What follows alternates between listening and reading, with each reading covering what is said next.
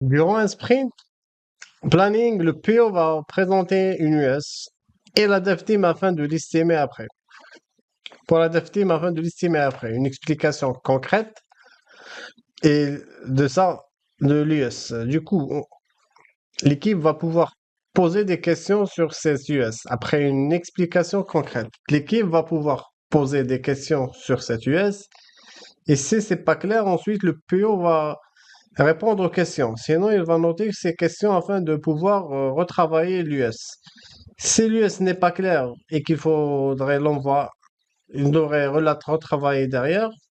Ensuite, une fois que l'US a été comprise par tout le monde, les membres de la dev team vont se poser la question, bon, quel est le point d'effort selon moi pour réaliser cette US? Il va falloir estimer le niveau de difficulté et combien de temps on peut la faire.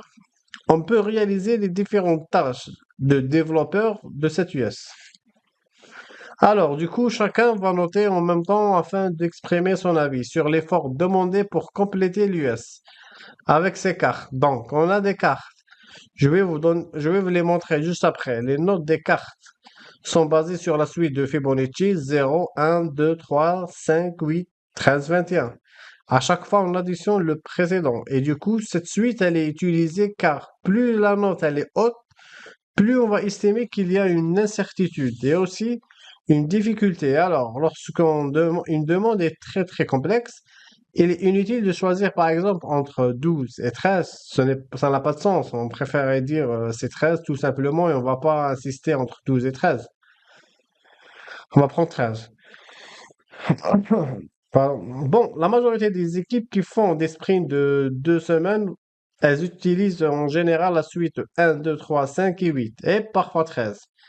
Et ces équipes estiment que 21 serait alors la note pour dire que l'US elle est trop grosse. Donc il y a un découpage à faire. Puisque si on additionne tout ça, ça fait 21.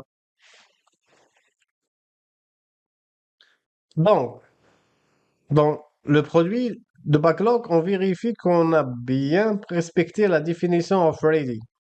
Si c'est bon, on peut faire les notes. Si c'est pas bon, on retourne au produit de backlog et on travaille l'US. Donc un point d'effort en story point, ça ne correspond pas forcément à un jour d'homme, à cette notion abstraite en fait.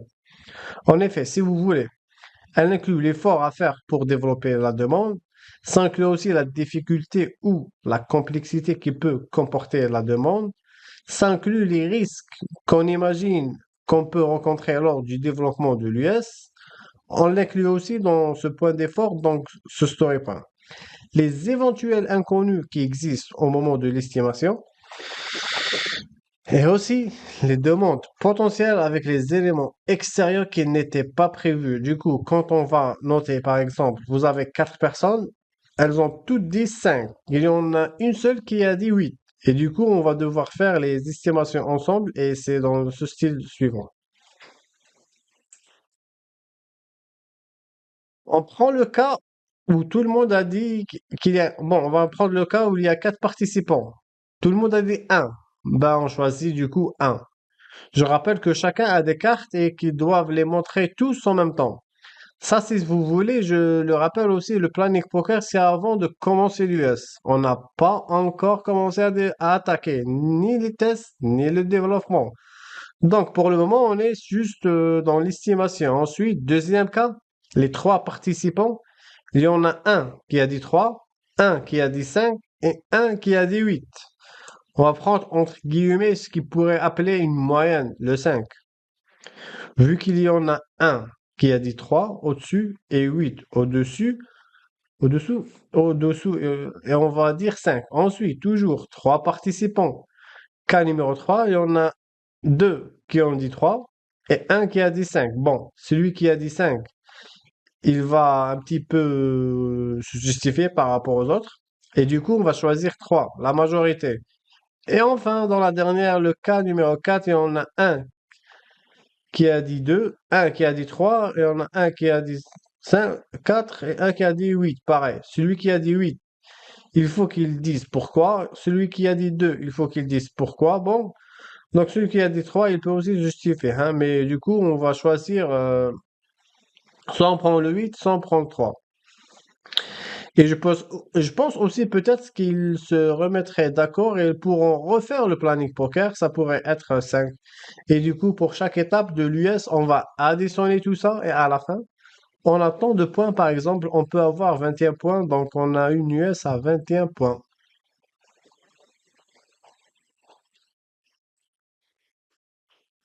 Voilà. Donc, du coup, il y en a 4 cas possibles en fonction des situations. Premier cas, tous les participants votent le même point d'effort. Du coup, on valide alors ce point d'effort sur l'US.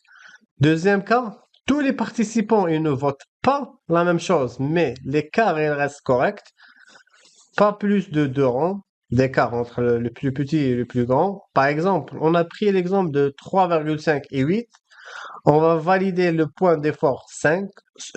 C'est celui du milieu pour le cas numéro 3 qui avait, c'est-à-dire 3 et 5. Et là, tous les participants, ils votent pas la même chose, mais l'écart, il reste correct. On a un seul rang d'écart entre les plus petits et les plus grands. Donc, du coup, on va faire quoi? On va valider alors le point d'effort le plus haut, même s'il y avait juste un seul participant qui avait mis cette valeur. Du coup, on a 3, 5 et 5. On va prendre 5. Et le cas numéro 4, là, du cas numéro 5, là, tous les participants, ils votent pas tous de la même chose et l'écart, il est trop grand. Du coup, on va demander alors aux développeurs de discuter entre eux pour trouver un consensus logique si vous voulez. Après une discussion, les développeurs vont revoter. Le point d'effort, comme je vous l'ai dit tout à l'heure, et peut-être que là, ils vont se remettre d'accord. Par exemple, dans l'exemple précédent, peut-être qu'ils vont se mettre à 5. Voilà en gros. Alors, ça, en général, c'est dirigé soit par un Scrum Master ou un coach agile, ou soit par le PO aussi. Et donc voilà, on demande aussi l'avis des testeurs. Les testeurs aussi participent au planning poker. Ils doivent donner leurs notes parce qu'il faut aussi qu'ils estiment leurs tâches de test. C'est logique et pas que les développeurs. Maintenant, on a une autre méthode pour estimer la durée de l'US. Qu'est-ce qu'on appelle la vélocité? La vélocité permet de déterminer l'effort capable de fournir à l'équipe de développement pour la réalisation des tâches programmées dans un sprint. Du coup, on exprime en nombre de points ou en story points. C'est un petit peu comme le planning poker. Alors, c'est pas une mesure de productivité. La vélocité, pas du tout. La vélocité, si vous voulez, ça va être la somme des story points des US terminés divisé par le nombre de sprints, tout simplement. Alors, on va d'abord calculer la vélocité des 3 premiers sprints. On appelle ça des sprints d'appropriation ou la moyenne de référence. Et après, c'est à ce moment-là qu'on va calculer la vélocité des 3 sprints suivants ou la moyenne réelle. On est sur un super Scrum Master afin de savoir combien d'items on va pouvoir engager dans la prochaine sprint. On va décider de calculer la vélocité de manière précise. Je vous rappelle qu'on a déjà passé 6 sprints avec l'équipe et on avait noté les mesures suivantes dans les 6 sprints telles qu'elles sont dans ce tableau. Du coup, on va nous demander quel est le moyen de référence et notre moyenne réelle. Ensuite, on va nous demander combien de story points on peut engager au maximum dans le prochain sprint. On va faire cet exercice ensemble. Je referai cet exercice plus tard parce que là, j'en ai pas la correction. Enfin, troisième méthode, après le planning poker de la vélocité, c'est le burn chart. Alors, ça, c'est très utilisé dans les équipes Scrum. Le burn down et les up chart.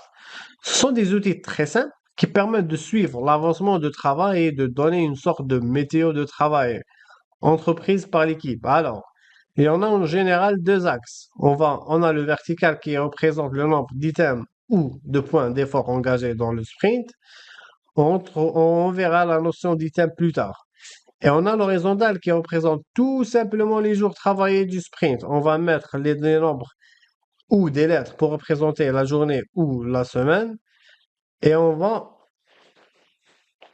Et en fonction du type de graphe utilisé, on peut représenter et visualiser le nombre d'items qui restent de manière dégressive ou au contraire progressive. Pour cela, il suffit de mettre à jour le graphe chaque matin pour avoir une bonne vision de l'avancement du sprint. En général, c'est avec des dessins, on va le voir juste après.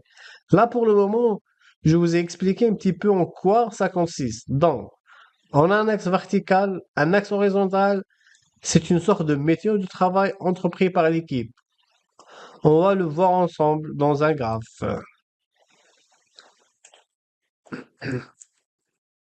Parmi les burn charts, nous avons le burn down chart. C'est un outil très simple, très sympa qui permet juste de suivre l'avancement de travail. Du coup, je le répète, on a un axe vertical qui représente le nombre de points d'effort restants. On va mettre la somme des points d'effort de l'ensemble des US sprint en valeur maximale et l'horizontal, on met les jours travaillés.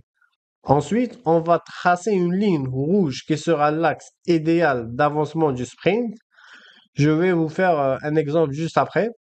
Chaque jour, on le trace une courbe bleue qui permet tant de points d'effort sur le burn down chart. Donc, à la fin, on est à la limite. Il n'y a plus aucun effort. Attention, mais si la ligne idéale est au-dessus de la ligne réelle, il ne faut pas directement lever une alerte. Si vous voulez, c'est impossible de suivre cette ligne idéale. Et ce n'est pas son rôle non plus. Elle permet juste de situer l'ensemble du sprint. Donc, il ne faut pas s'affoler. Du coup, je vais vous donner un exemple plus concret parce que là, je vous ai donné un peu des descriptions avant de vous les montrer. Donc là, on retrouve la ligne bleue, on retrouve la ligne rouge.